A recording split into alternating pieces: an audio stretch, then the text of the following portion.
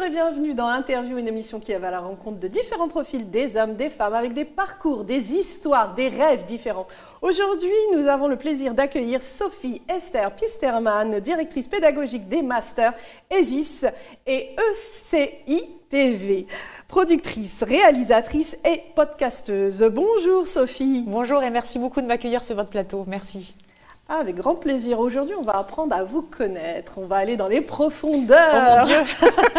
Non, je ne vous fais pas peur.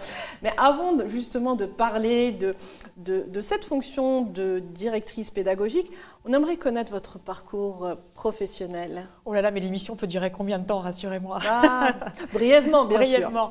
Bah, écoutez, en fait, j'ai fait beaucoup de métiers, enfin plusieurs métiers avant de me fixer, en tout cas maintenant, sur celui de directrice pédagogique.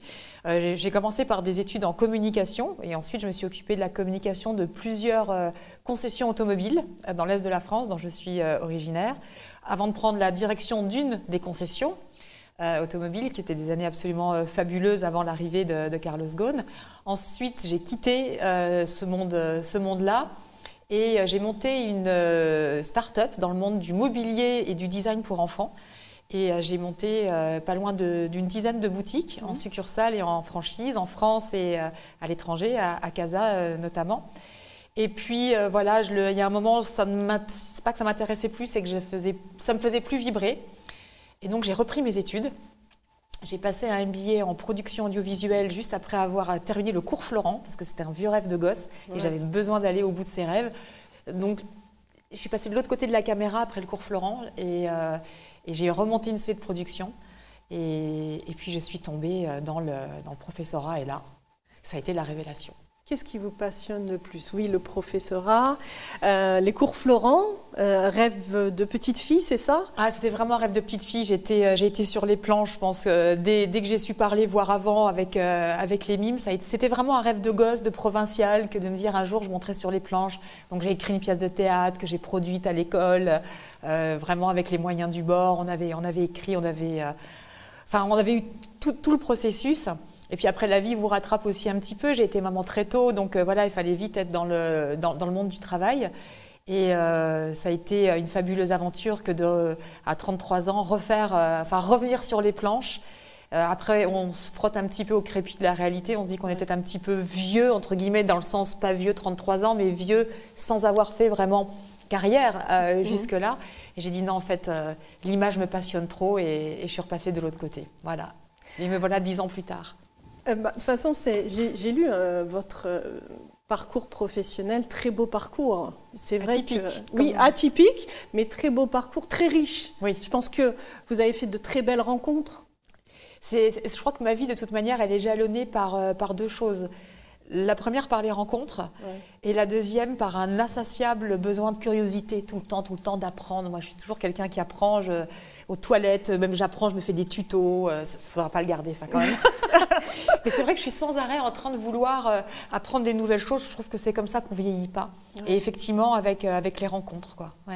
En vous entendant parler, on sent l'âme d'une petite fille.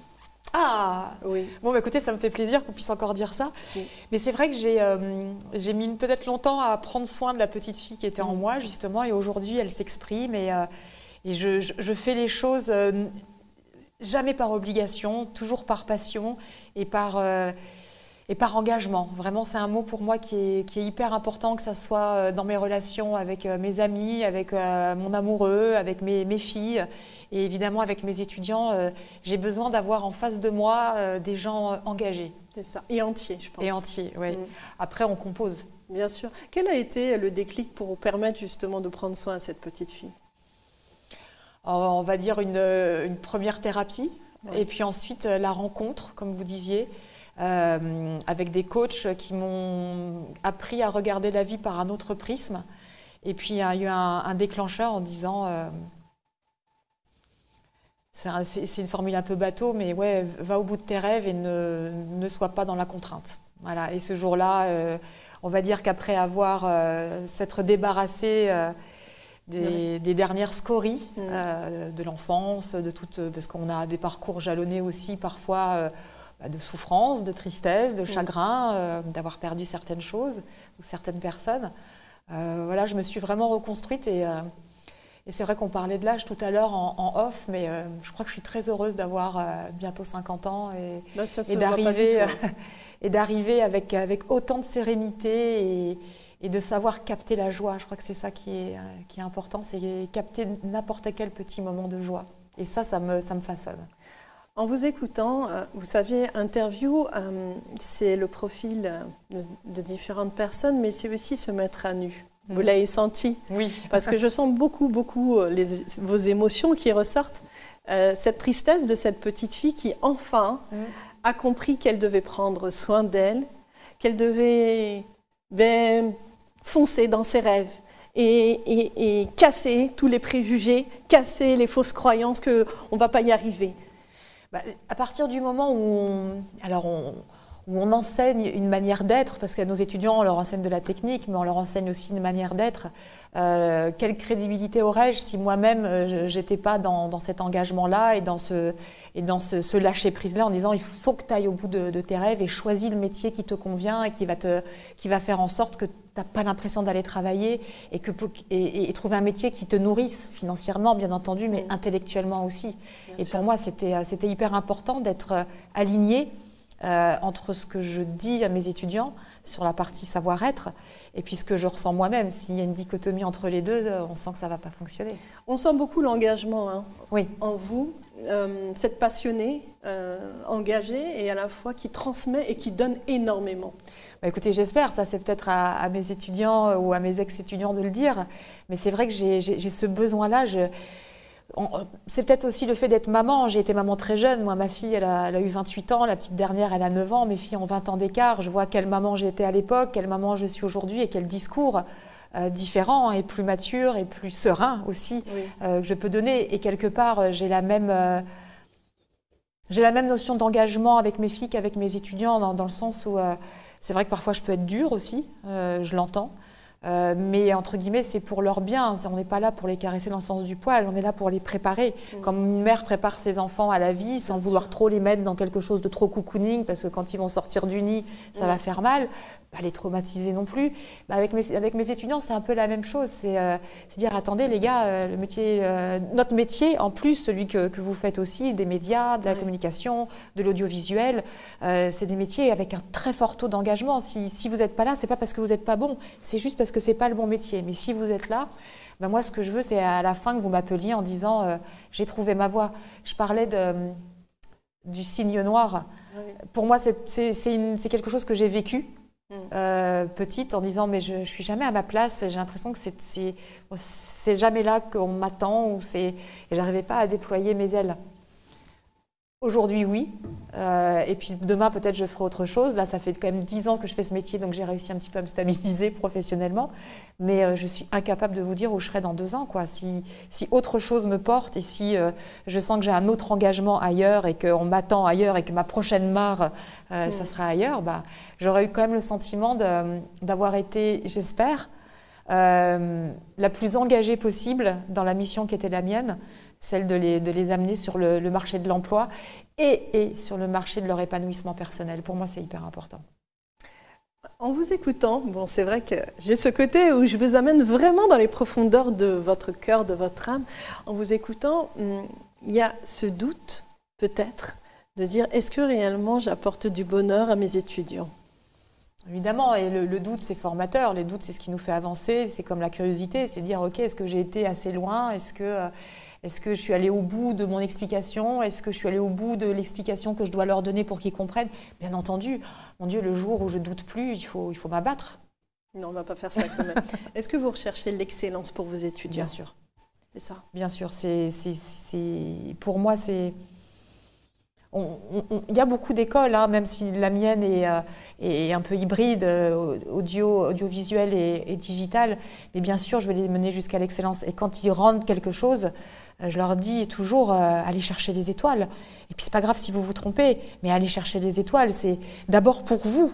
Comme une mère dirait, quand j'ai dit à Sacha ce matin, avant de l'amener à l'école, ma chérie, va chercher les étoiles. Et surtout, fais-le pour toi. Maman, elle sera contente, papa sera ravi, mais c'est surtout pour toi. J'ai besoin qu'ils... Et je pense qu'ils ont aussi besoin d'avoir une personnalité référente qui les pousse à ça. C'est ça, exactement. J'entends tellement de choses sur cette génération, des choses pas toujours sympas, négatives sur les jeunes. Voilà, le fameux c'était mieux avant, etc. Et moi, je les trouve tellement formidables, j'aime pas ce mot résilient parce que ça veut dire qu'on arrive sur le même état qu'avant. Non, on n'est jamais, les épreuves nous forgent et on n'arrive jamais au même état originel. Mais j'entends tellement de choses sur eux que j'ai besoin de leur montrer que quelqu'un qui est né l'année du choc pétrolier peut les regarder dans les yeux et leur dire « Va décrocher les étoiles et tu sais le faire. Tu peux le faire. Vas-y, engage-toi. » En fait, Sophie, en tant que directrice pédagogique, on voit qu'il y a aussi, ce que vous disiez, la maman qui pousse les enfants, les jeunes, qui croient en cette jeunesse, qui croient que cette jeunesse seront les hommes et les femmes de demain et pourront justement même sauver notre humanité. Complètement. Nous, on a hérité un petit peu de cette planète avec nos parents baby-boomers. Nous, on n'a pas trop compris ce qui nous arrivait. D'un autre côté, quand on a commencé notre vie professionnelle, c'était plutôt cool. J'ai pas eu trop de mal à trouver mon premier emploi. Après, les choses se sont un peu corsées, on va dire, au fur et à mesure des années. Moi, j'ai mis au monde une petite fille à 9 ans. Je ne me posais pas la question de savoir si j'allais la mettre au monde. Si je devais être maman aujourd'hui, je me poserais vraiment la question. Très sincèrement, et c'est pas du bobo parisien, écolo, etc. Je me poserais vraiment la question. Et cette génération avec laquelle je suis tous les jours, on va dire de 18 à 25 ans, hein, c'est post-bac jusqu'au master, eux, ils le prennent de plein fouet, ça. Mais très sincèrement, c'est leurs enfants à eux qui vont sauver la planète. Parce que nous, on leur a laissé quelque chose, on leur a laissé l'éveil. Attention, là, il y a des choses qui se passent socialement, écologiquement. On leur a laissé l'éveil. Eux le prennent de plein fouet, mais c'est vraiment eux qui vont éduquer la génération de demain sur tout ce qui va être sur l'écologie, sur le respect de la planète. Moi, je me fais disputer par ma fille si jamais je me trompe de bac de tri. Mais je pense que la génération suivante, ça sera encore, je l'espère, et en tout cas, je vous assure que c'est mon credo, une génération qui va aplanir justement les différences, qui sera, je les vois quand même très socialement investis dans de l'humanitaire, dans la notion d'inclusivité, dans le vivre ensemble qui a été très galvaudé, mais eux, ils le ressentent vraiment. Ils le vivent vraiment, ils le vivent au plus vraiment profond d'eux-mêmes. Exactement. Et ils sont dans cette ouverture, c'est surtout ça le plus important. Et voilà, s'il y a une génération qui arrêtera les guerres, ça sera celle qui naîtra au monde et qui aura 20 ans. Voilà. J'y crois terriblement. C'est pour ça que je me bats pour eux. En tout cas, on le sent très fort. On le sent très fort à votre discours et à votre voix, que la foi vous anime, mais la foi en l'humain, la foi en la jeunesse, la foi aux enfants, justement, aux futures générations, que c'est possible de faire en sorte que notre humanité bascule de cet obscurantisme à la lumière. Complètement. Pour moi, c'est... Ils représentent l'espoir, ils représentent un renouveau et je pense que c'est des gens qui vont avoir l'habitude, évidemment de voyager, c'est sûr, mais qui ont vraiment l'habitude pour moi d'échanger avec le monde entier. Nous, on n'est pas nés avec les réseaux sociaux. Ma fille, aujourd'hui, que ce soit la grande ou la petite, même si j'essaye de l'en préserver au maximum, on sent cette ouverture. Moi, j'ai une gamine... qui, quand elle voit quelqu'un d'handicapé, n'est pas du tout dans le rejet. C'est pas parce que j'ai fait un bon job, c'est pas du tout ça l'idée, mais pour elle, c'est naturel. Elle va se balader dans un quartier de Paris qui n'est pas forcément son quartier originel, où il y aura différentes cultures, et c'est ça, c'est magnifique, la richesse de Paris là-dessus. Elle va pas regarder en disant, mais c'est quoi, et comment il parle, etc. Elle s'intéresse. Pour elle, non, c'est même pas qu'elle s'intéresse, c'est que c'est naturel. C'est ça. S'intéresser, ça voudrait dire que ça fait pas partie de son environnement. Ça fait partie de son environnement. Donc j'espère, en tout cas j'y crois très fort. Oui. Alors, directrice pédagogique, les qualités, mais bon, j'imagine lesquelles, les qualités que vous recherchez chez vos étudiants? Je ne vais pas vous reparler de la notion d'engagement, mais c'est la première, parce qu'on peut avoir des étudiants qui rentrent par exemple en cycle master et qui n'ont pas forcément eu un background digital ou audiovisuel. Et c'est hyper important pour nous, une fois qu'ils ont passé les premiers tests de sélection, qu'on puisse les recevoir et qu'on puisse voir évidemment quelles sont les appétences par rapport au digital ou à l'audiovisuel, mais surtout quel est leur projet de vie. Pour nous, c'est hyper important de savoir ce qu'ils ont envie de faire, ce qui va les motiver, ce qui va les animer. Vous le savez aussi bien que moi, le monde de la production, si on commence à regarder l'heure, bon, c'est pas possible. Donc, il y a certains prérequis, on va dire, sur une idéologie du monde du travail, et c'est pas évident parce qu'on est en face d'une génération aujourd'hui qui n'a pas envie de tout sacrifier pour son métier, et on le comprend. Nos parents nous ont un peu sacrifiés, moi-même sûrement, j'ai peut-être sacrifié aussi ma première fille comme ça, et cette jeunesse-là n'a pas forcément envie de tout mettre dans son avenir professionnel, et c'est complètement audible, j'ai pas de problème avec ça, mais quand ils sont là, il faut qu'ils soient là. Oui, c'est ça. Voilà, c'est quand ils sont présents, il faut vraiment qu'ils soient sur le terrain. On est sur des boulots hyper collectifs, on doit jouer avec l'autre, on doit composer avec l'autre.